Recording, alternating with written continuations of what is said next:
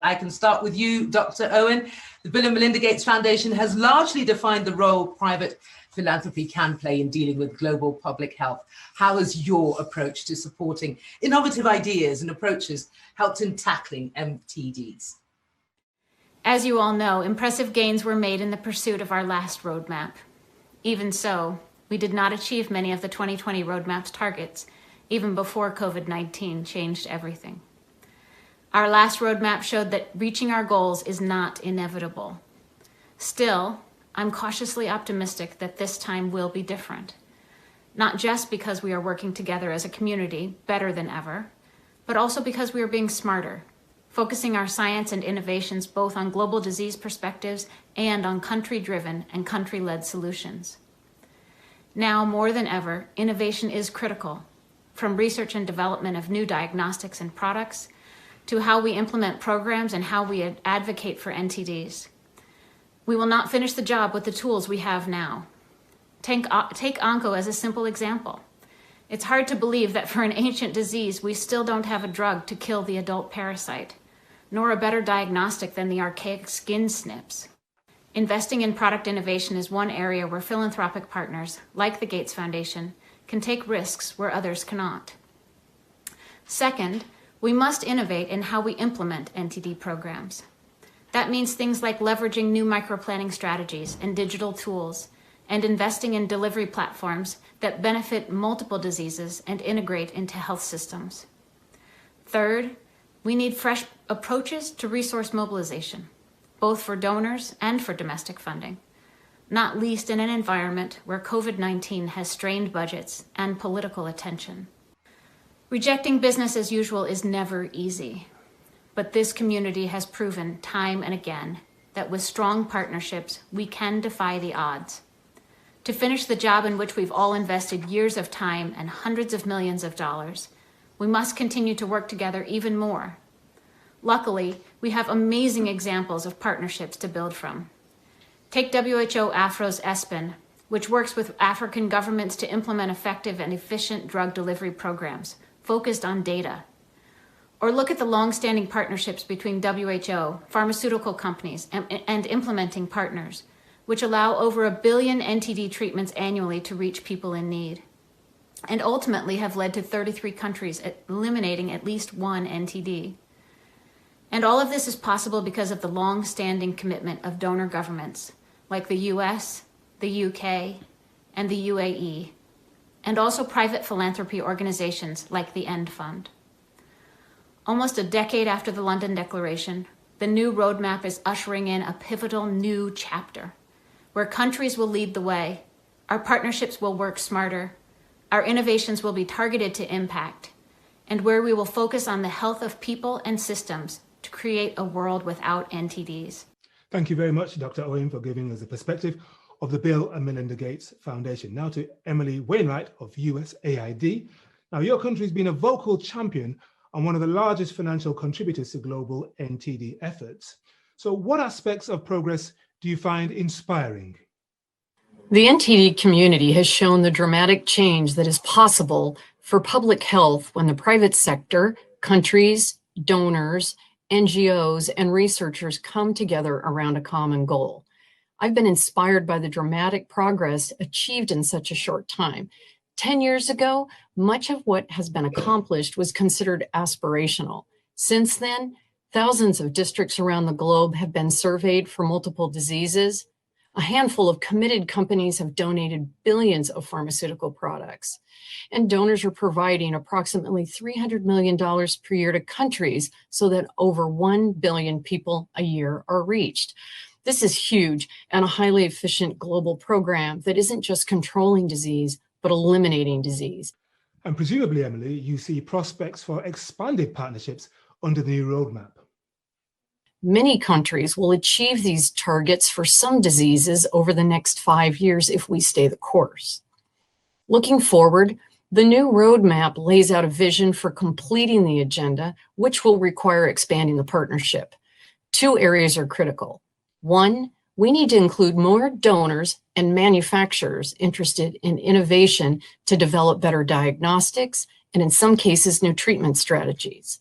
But the single most important partnership to expand is the one with endemic countries. This is the most underutilized partner and resource. Governments are making investments in their NTD programs, but it could be so much greater, not just by increasing domestic financing, but better utilizing existing country resources within the health sector and across all sectors that benefit from eliminating NTDs. This is the most critical and essential member of the partnership if we want to see a world free of NTDs. Emily Wainwright, thank you very much for those words on behalf of USAID. Let's now move to Tsitsi Masiyiwa. Now, you've often said you will invest in human projects that aim to help individuals lead a dignified and healthy life. But the key question for you is, how do we get to that?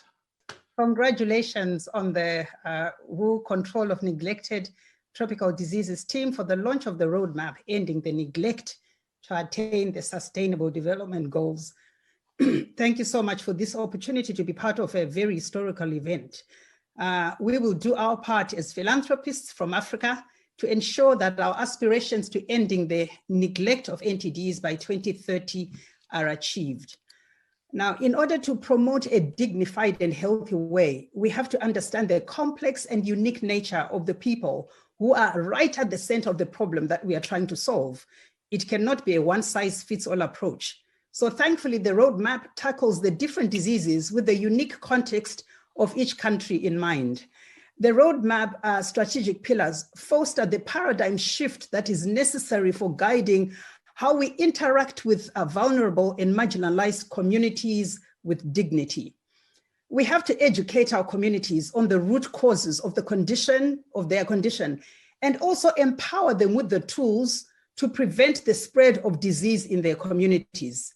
Access to information needs to become a right. So what does dignity look like? It's when we empower our people to beat NTDs with a programmatic policy approach that addresses key issues so beautifully outlined in the roadmap. As the roadmap proposes, we need a cross-cutting approach where every sector and stakeholder is engaged. We, together within our communities, must develop partnerships that put our collective values of equity, fairness, and respect at the center of our work. And when we work together, we can beat NTDs. Thank you, Henry.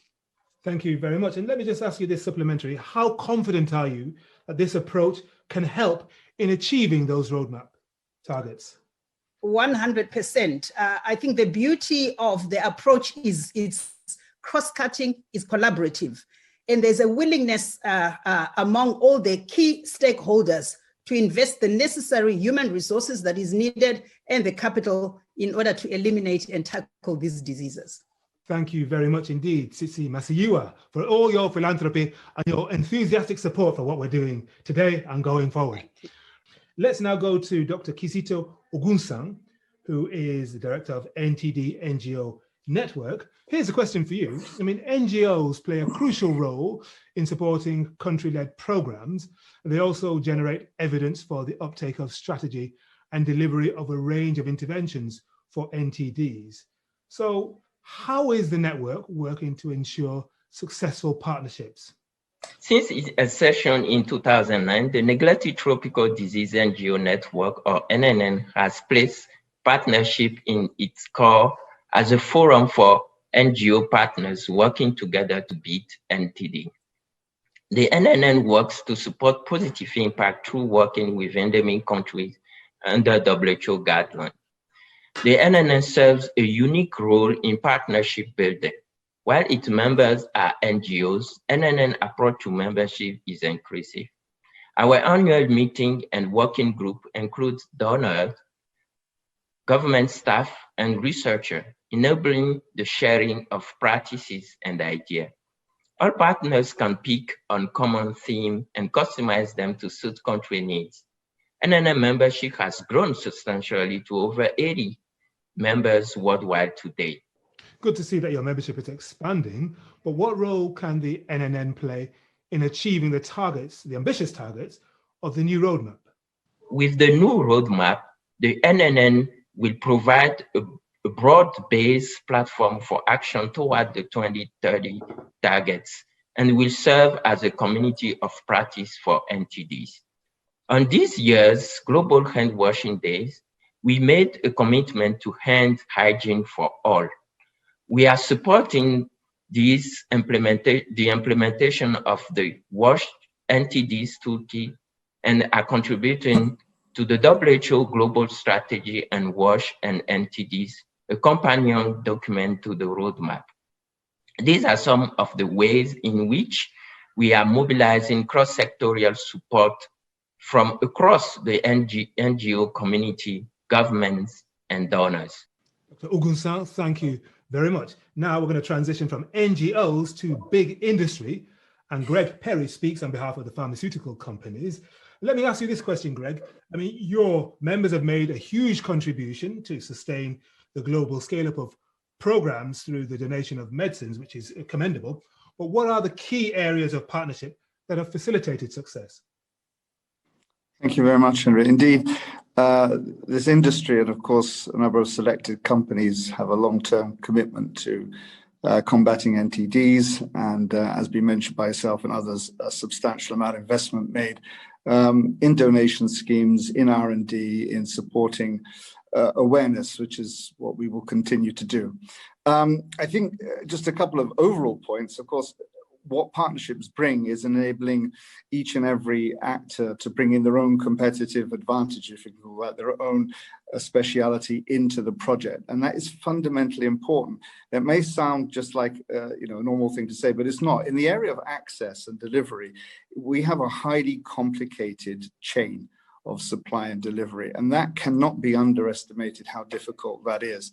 So bringing in various partners in a holistic approach upon that is fundamental, and the reason why the industry has continued to make its commitments, and we have, there's been substantial investments over the last few years and increases in volume, is because of the strength of those partnerships. I mean, the partnerships are also bringing awareness. They provide leverage for political commitment, risk sharing, for example, in R&D, and they also help to attract funding. So all those aspects of it is very important. If I could just identify three key partnerships as examples, is the NTD Supply Chain Forum, and key to that is NT Delivery, which provides a sort of a centralized system for annual requests and information. So that is, companies find that key, and the platform it has with other stakeholders. There's also community-directed treatment programs. Probably the best known one is the Mectism donation program for fighting and eliminating river blindness and LF. And key to that is communities. The role of communities is fundamental, and our companies very much wish to express that and build on that. And another one, of course, is R&D collaborations, the most recent one being the FECSI that's combating sleeping sickness. 7 European countries, the Gates Foundations, MSF, DNDi, Sanofi, and governments on the ground. New innovative treatments, everyone working from the development, the registration, the delivery, the manufacturing, and the company committing to free doses as long as needed. So those are all the background there to why the partnerships are successful. Mm-hmm. I think it's really important that you stressed all of that, Greg.